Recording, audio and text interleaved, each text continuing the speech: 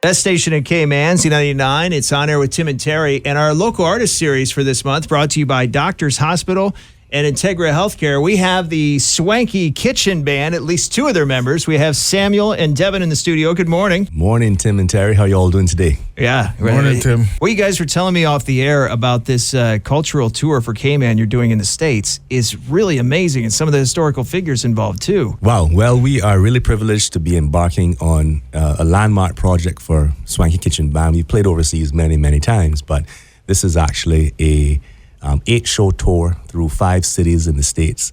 We're going to be playing a few festivals. We'll be playing at different venues, etc. It's really a huge deal for Cayman because, you know, it's really showcasing the kitchen band genre, which is unique to Cayman. Can you describe the kitchen band genre for people who don't know? You know, one of the things that sets Cayman's music apart from the rest of the Caribbean is that our traditional music is fiddle-centric, right? The fiddle is the lead instrument in the traditional Caymanian band. And if you go through some of those beautiful pictures that the Compass are putting out now, there's all this evidence of these old fiddlers and people dancing and there's fiddlers in the background, etc. The fiddle was a part of who we were. And that comes from our Scotch, Irish, British settlers. The first people that came here to settle in Cayman would have been from the UK, right? So they brought their fiddle tradition with them. But of course, we also had African slaves that came across, and so they brought their rhythm with them and drums. So the foundation, fundamental instruments in the kitchen band combo is, you know, of fiddle, a drum, a grater, and we've just recently discovered banjos, right? Okay. Banjos are part of it as well, but we're guessing that the banjo got substituted because they're probably homemade banjos out of the calabash, right. So that got substituted for guitar as time went along. I was going to say it was probably because country music is so popular here and that had come down from the States, but I'm going to guess now the reason country music was so popular was because of these first influences you were talking about. You're absolutely right. And so the connections that I've made over the past couple of years over in Appalachia, I've spent a lot of time in the Blue Ridge Mountains and getting to understand you're getting into my neck of the woods now. I'm from Ohio, so the Appalachians kind of came through part of that. That's right. Wow. That's right. So we always look at country music and banjos as being something that comes from the hills, you know, the hillbillies, right? Up there. But they're telling me that no, the banjo came from Africa over to the States. See, a lot of people don't know that. A lot of people don't know that. And it's, you know, people will say, oh, well, you know, people wouldn't admit that. They do. They tell you the truth about the history of the music. It came through the minstrels, the slaves brought it there. Right. But the jump that I thought it was, you know, slaves that came across in West Africa to the States. First evidence of a banjo was in Haiti and Jamaica. So, wow. So it came across from Africa to the Caribbean, and then from the Caribbean to the States. So banjo is an essential part of the old traditions of music in the Caribbean. And so when you read about the emancipation here in Cayman in 1835, it describes a huge celebration, 2-day celebration in Bordentown, where the musicians played their fiddles, their drums, banjos, and graters. This is amazing history. So you guys have been honoring that this whole time. How long have you been together, the Swanky Kitchen Band? Started out in 2003, so it's 21 years now. Okay, yeah. And you guys have both been with the band the whole time, Devin and Samuel? Well, I haven't been with the band the whole time. The band got bigger back in 2011. Swanky Kitchen Band at the time was only 4 members. It was Sam on violin, you had Nicholas Johnson on guitar, you had Daniel Augustine on drums, and then Miss Paula Scott from Cayman Brack. So you went from 4 to 40 members now. You've got like 40 now. No, it's 10 now. So they were recording an album, Sundance, in 2011. They asked me to play. I play sax. Okay. Right? And they asked me to play on one of the tracks, and they asked some of the artists that the band knew. My sister KK Elise, they asked her to sing. They asked Jeffrey Wilson to sing on a song, and then that year or the year after that, there was the homecoming show that happened at Pageant Beach. And Swanky was part of that lineup, and they said, you know what, let's just get everybody together that was on the album to come help perform the show. And it was a huge success, one of the best concerts ever had in Cayman. And from then, we've been together as this bigger group and, you know, been doing our thing, traveling different places when we get the opportunity to, you know, promote our brand of music. Well, tell me about some of the things that are planned for the States, because you'd mentioned this off air, and it's pretty exciting, some of the events you have coming up. Yeah, absolutely. So, like I said, we've broken through the festival scene. That's like one of the dreams for a musician, for a band, right? You know, because festivals are kind of a locked ecosystem. Right. So we've now cracked into that scene. So this is really, really a landmark moment for us, and we have to give full credit to the the Center for Cultural Vibrancy led by Dr. John Lohman. Met him last year over in the 87th Old Fiddlers Convention in Gale Axe, Virginia, where it's a gathering of bluegrass and old-time musicians sitting out in tents and trailers. With moonshine. I bet. Is that like the Shenandoah area? Is that Shenandoah Valley? Shenandoah Valley. This is about 2 hours from Shenandoah Valley. It's more relatives of mine are in Shenandoah too, so we're all about this bluegrass stuff. That's right. Yeah. It's a huge culture, right? And I went there the year before by myself because, again, trying to figure out where do we fit in America, you know, and because we know that we need to push out from here as well too, and not just for our own artistic development, but also for the, just to help Cayman to put us on the map because, Cayman's struggling with identity, like a bit of an identity crisis. And we believe that our music is an important part of that. And I think it helps the conversation because a lot of people come to Cayman and they're saying, well, what does Cayman have? And sadly, a lot of Caymanians We've got a lot of music, man. We've got a lot of music. Right. I mean, I can see it from our side, even with the more modern stuff, the pop and the hip hop and all that. We get so many local submissions from people I've never heard from before, and I start playing them right away. They sound like they've been produced in LA or New York. Absolutely, and I think that one of the distinguishing factors, what helps a musician, you have to have that little niche. You have to have that thing that just makes your thing magic because it's easy to get washed away in the millions and millions of people who are doing the same thing. Mm-hmm. So, there's some of our young guys, in hip hop who do a really wonderful job of mixing the Cayman flavor and feel with what they're doing. Other artists, producers, and of course, Scotch Bonnet, Jason Gilbert. Oh, yeah. I got to give him full credit as our producer.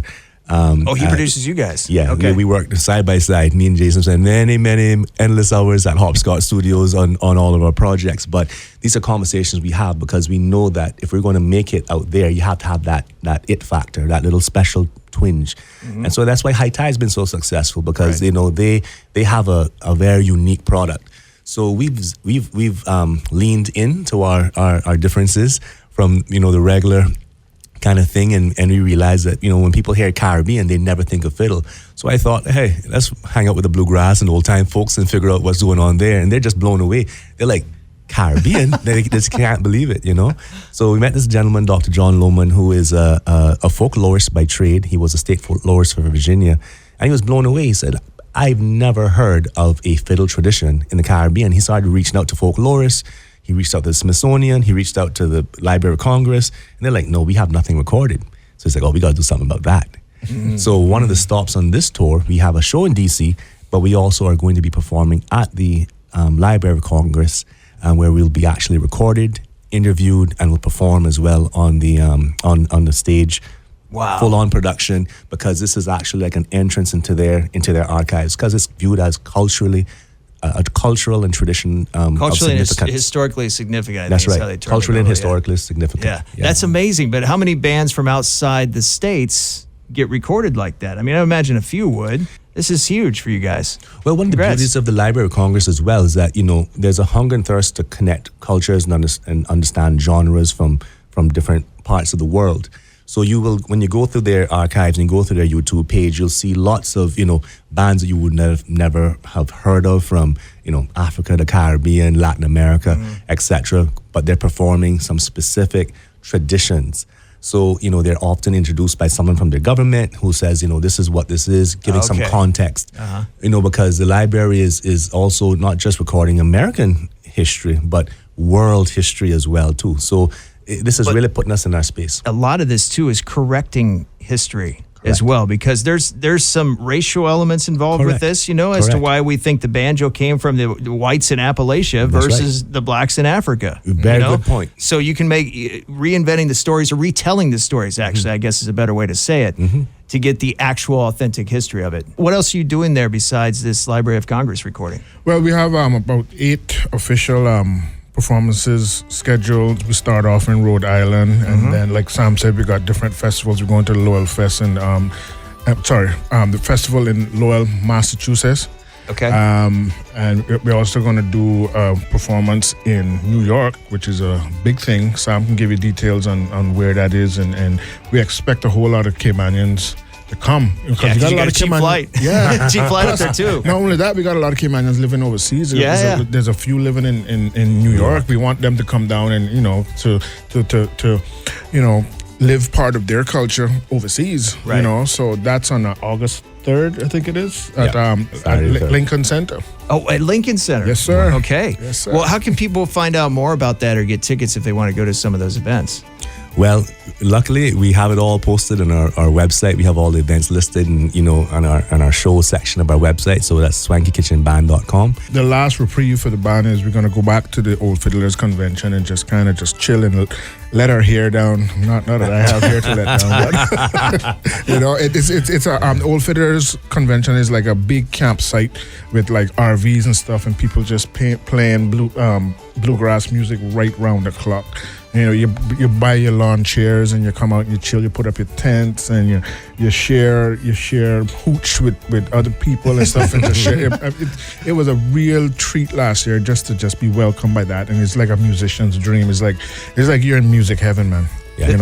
This is really great that you guys are doing this. I just came back from the States too. I was just in that area. I might have to fly back up there to see some of these shows. So please do. What's your social media handle too? We want people to follow you there. So real easy. Instagram is at Swanky Kitchen Band, right? So we're the only ones. Perfect. Swanky Kitchen Band. Likewise on Facebook for those who are more traditional. We're there. Swanky Kitchen Band's on Facebook, and of course you have our website. But we just want to give a huge shout out to our sponsors as well, because this has been a mission. Obviously to move a unit this size is not easy. So our Ministry for Youth, Sports and Heritage are on board. Our Ministry for Border Control, Labor and Culture are also on board.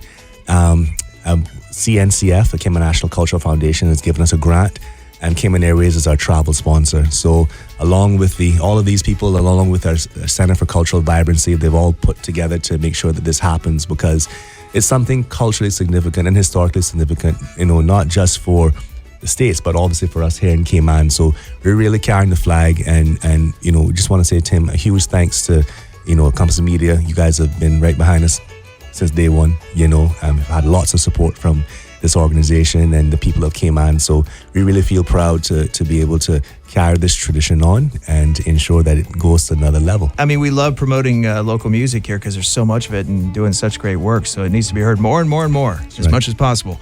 Thank you so much, Samuel and Devin from Swanky Kitchen Band, and have fun on the tour.